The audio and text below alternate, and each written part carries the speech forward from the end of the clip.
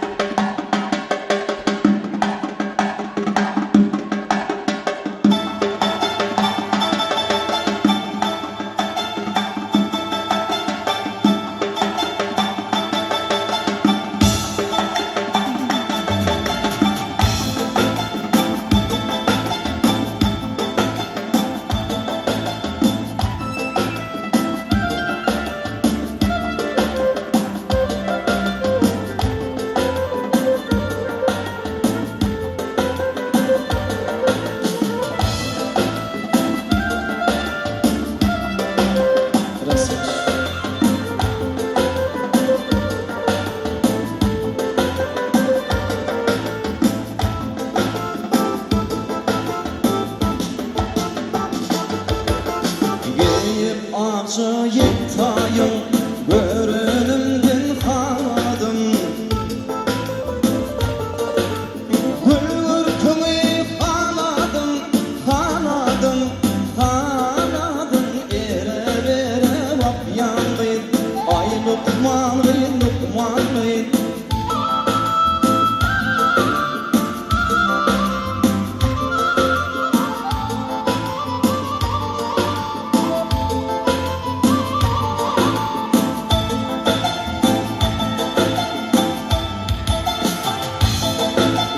Sensiz dünya daryalı Barık dadım paryalı Yağda yağın kar